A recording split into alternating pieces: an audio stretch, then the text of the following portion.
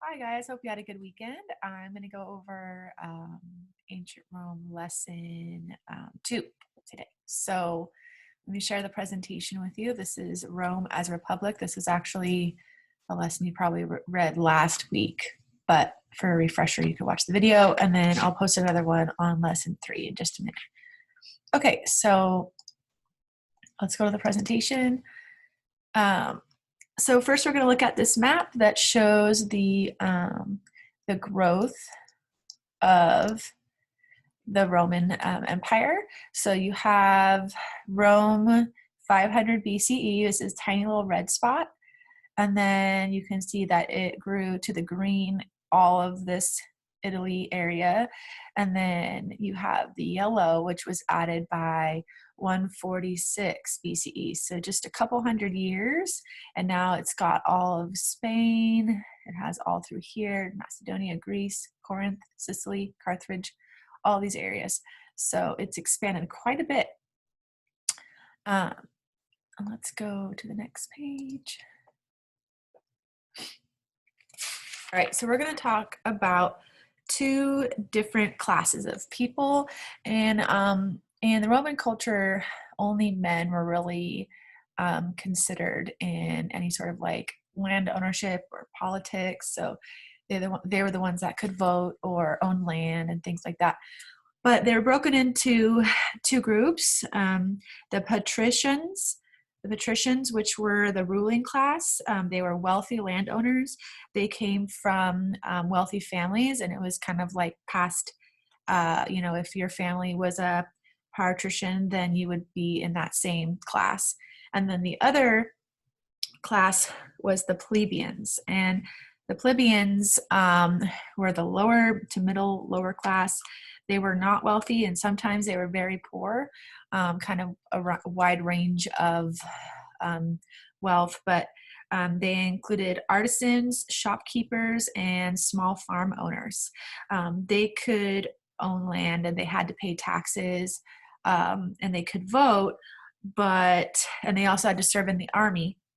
But they couldn't marry anyone in the upper class, and they could not hold a public office or lead public ceremonies. And so this struggle arose between these two groups of men, basically two groups of people, and eventually the plebeians went on strike.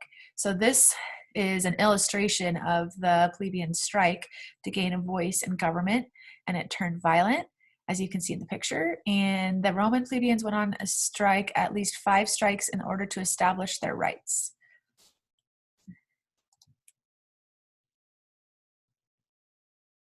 Okay, so actually I'm going to go back. Well,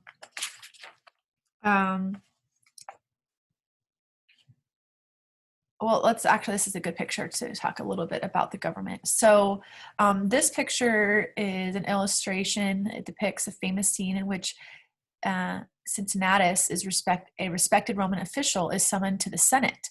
There he is ordered to assume leadership during a military crisis in which Roman troops were surrounded by an enemy force.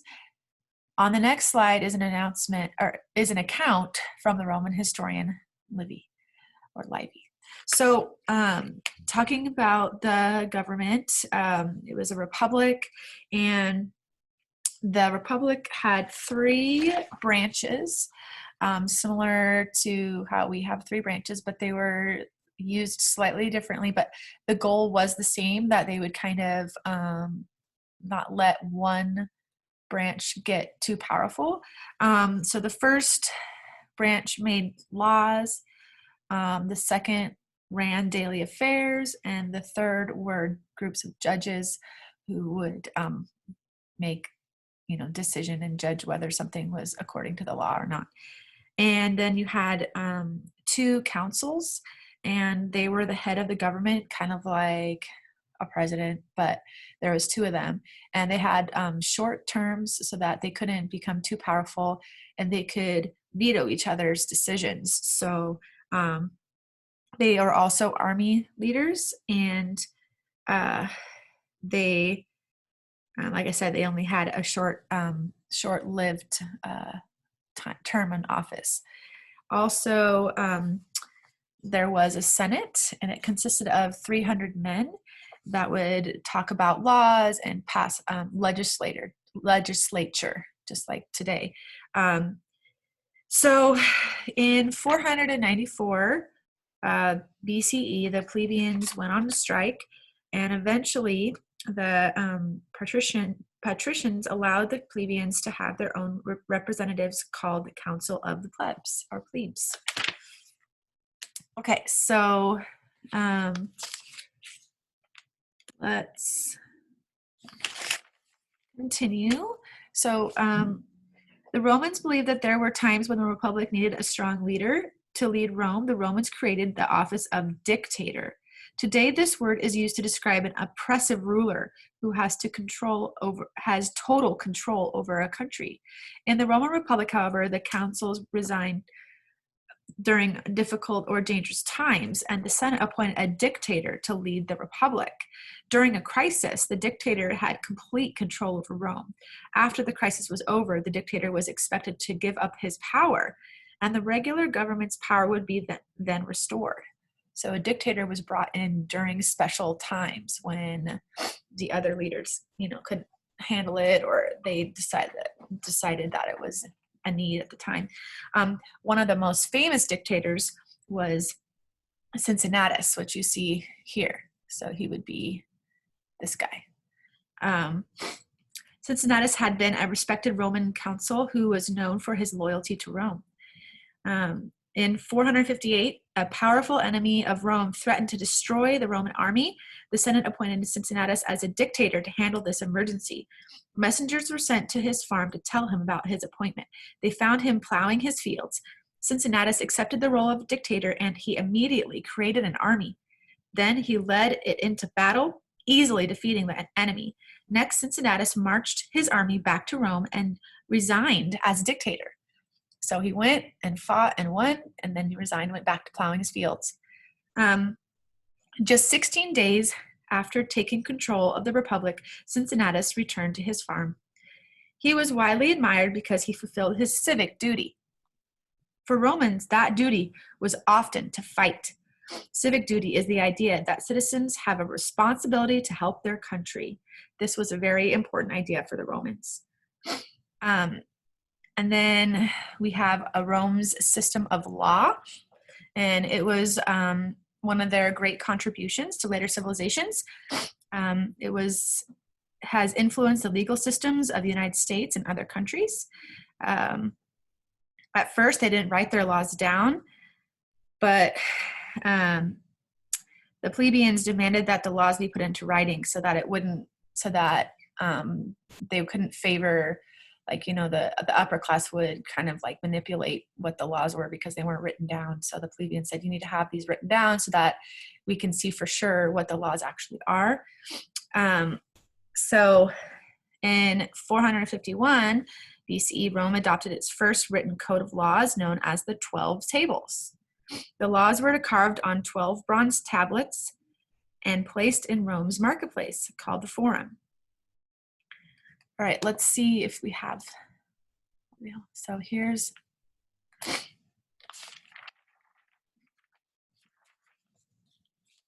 the rights of the accused. Rights of the accused in Rome and U.S. legal system. Right to a trial. Judges must consider all evidence. Rule of law, equal justice for all. And innocent until proven guilty. So sounds kind of familiar, huh? The ideas found in Roman laws are woven throughout the American legal system today. For example, the American legal system, like the Roman legal system, assumes that a person is innocent until proven guilty. People accused of crimes have the right to defend themselves before a judge. So, now we have lawyers and things like that to defend you.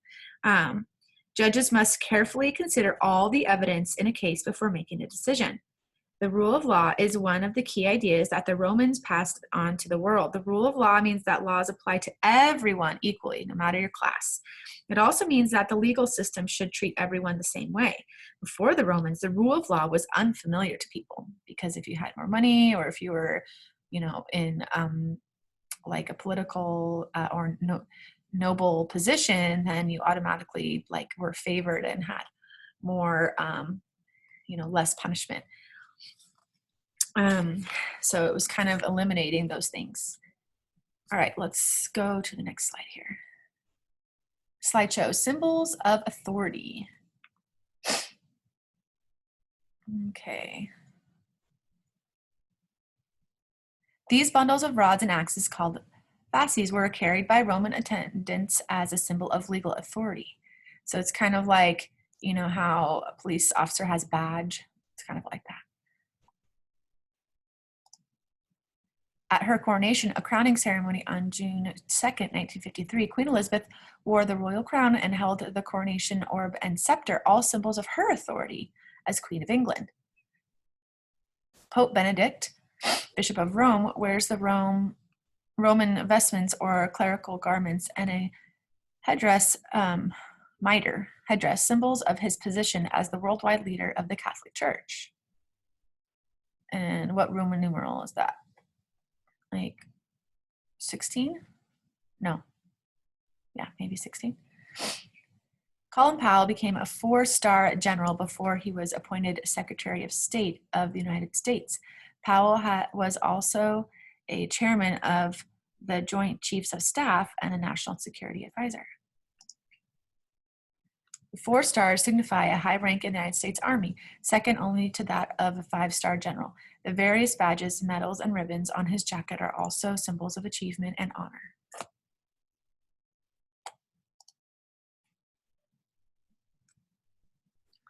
Types of laws.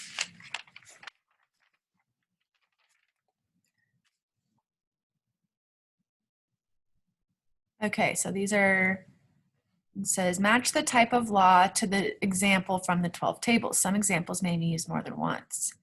Personal injury, trials, religious rules, inheritance, debt, property, and family law.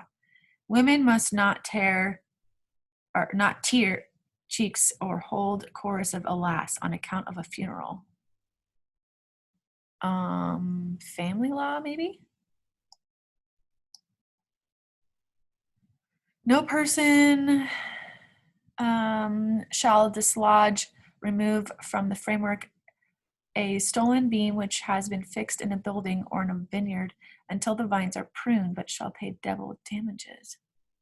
Property.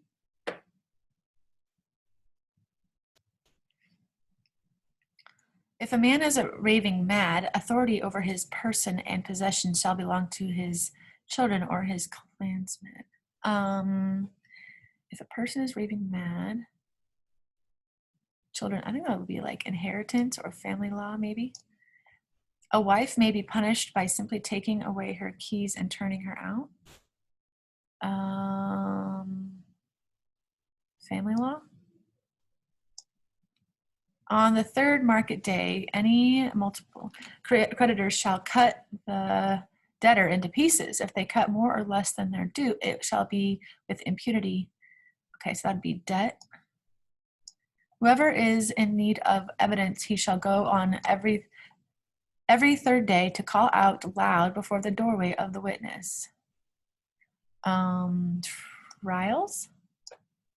If an object flies unnamed from your hand rather than aimed and causes you injury, you will owe a ram. If an object flies unaimed from your hand rather than aimed and causes injury, you will owe a ram. Personal injury. Okay, let's see how this goes. Aw, I wonder what this one is. Account of a funeral. Oh, we got that one wrong. Let's see, maybe that one is religious rules. Yay! Okay. Next. Main idea is governing Rome. Roman government. The council, administrative and military, the praetors, judicial, and the Senate, and the Assembly of Centuries, legislative. Those are the three branches. Conflict between the social classes threatened the collapse of the empire and resulted in the Council of Plebes. Cincinnatus, a farmer, fulfilled his civic duty when he was called to rule as dictator during an emergency. In 451 BCE, Rome created its first written code of laws, the 12 Tables. The Rome rule of law is the basis of the United States legal system.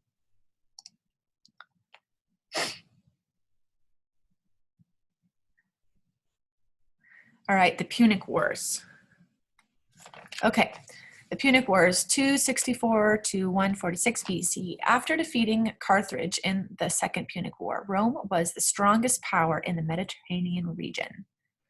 So you can see here, the blue is the Hannibal's route, purple is Scorpio's route, and then you have battles. All right, so let's talk a little bit about the Punic Wars. Rome continued to grow as a republic. Its power, however, was threatened by another civilization in the Mediterranean region.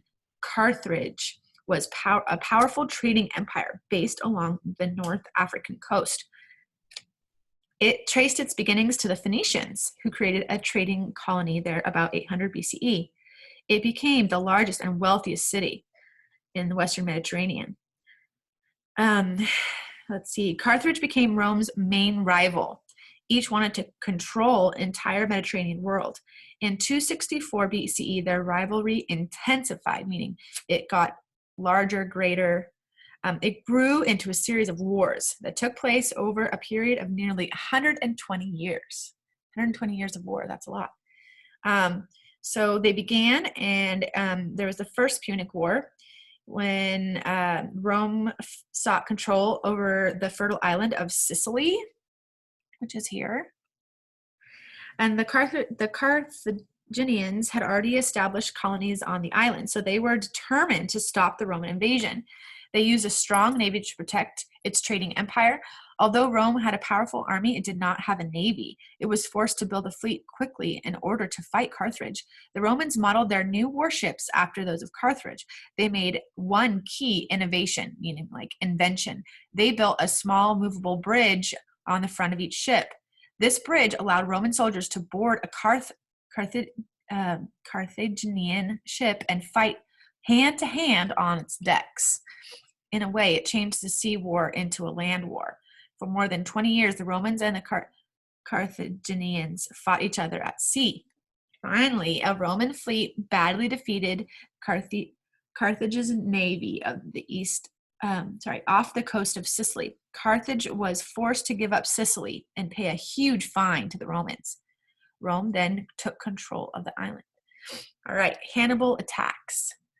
If you've ever heard of those movies, that's what I obviously think of sometimes when I hear that. But Hannibal was a person. So the Second Punic War, after losing Sicily, Carthage tried to expand its empire into Spain.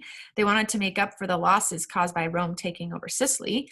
Spain had valuable resources of silver, copper, gold, lead, and iron. The Romans bitterly opposed Carthage's attempt to establish territory so near to Rome. So the Romans encouraged the Spanish to rebel against Carthage. In response, Carthage sent its greatest general, Hannibal, to attack Rome. This event in 218 BCE started the Second Punic War. Hannibal planned to fight the Romans in Italy. To do this, he gathered an army of about 46,000 men and 37 elephants. So the elephants were actually fighting in the war. He sailed from Carthage to Spain. Then his soldiers marched through southern Gaul, or present-day France. Next, they crossed the Alps into Italy. So they're fighting in snow. The Carthaginians crossed the Alps with their elephants, hoping to overpower the Roman army. Instead, the bitter cold and attacks by mountain tribes killed almost half of the Carthaginian soldiers and most of the elephants. Poor things. The remaining army, however, was still a powerful fighting force when it reached Italy. As Hannibal and its army grew closer and closer to Italy and the Roman forces, Roman military leaders looked to the Senate for advice. In 2016, Hannibal defeated the Romans at the Battle of Cannae in southern Italy. Following the battle, Hannibal's army raided the country. In response, the Romans assembled another army to stop the Carthaginians. In 2006 BCE, Roman forces led by Scipio captured Spain and then attacked the city of Carthage. Hannibal returned home to North Africa to defend his people. Scipio's troops defeated the Carthaginians in 202 BCE at the Battle of Zama. Carthage was forced to give up its navy and pay Rome a large sum of Spanish silver. It also had to give up Spanish territory to Rome. As a result, Rome became the supreme power in the Western Mediterranean. And then there was a third Punic War. Rome still considered Carthage a military threat. In 146 BCE, Rome finally destroyed it in the Third Punic War. At the same time, Rome also waged war against other states in the Eastern Mediterranean region. In the 140s BCE, all of Greece fell under Roman rule. About 20 years later, Rome acquired its first province in Asia. And here you go with the elephants and fighting in the snow.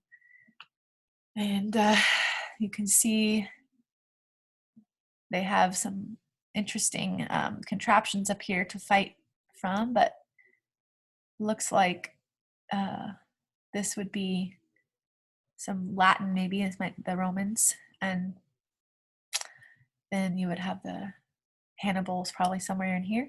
It says in December 2018 BCE, the Carthaginian forces defeated the Romans in northern Italy. Hannibal made good use of his elephants in something something. Unfortunately, most of his animals died after the conflict. Aw, that's sad. Okay.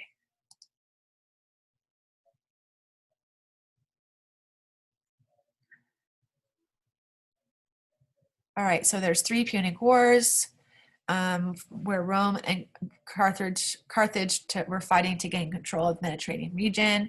During the Second War, Carthage's general Hannibal and his army took elephants over the Alps and into Italy.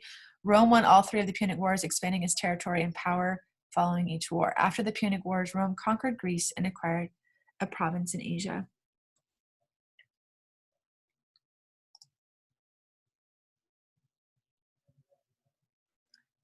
Introducing Rome as a republic. Let's see. Okay, so I think, yeah, we can, this is at the very beginning, I think, of our chapter. Column game, Rome as a republic. Do you want to be timed? Sure. Prominent families would be this one.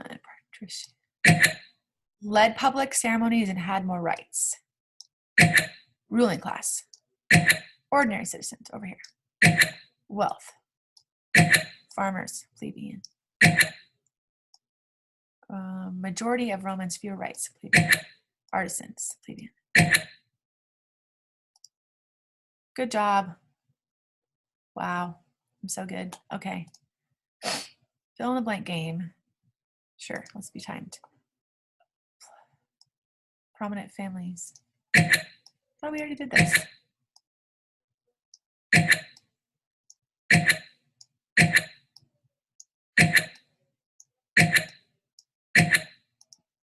Good job. Yay. Okay. We're going to stop there.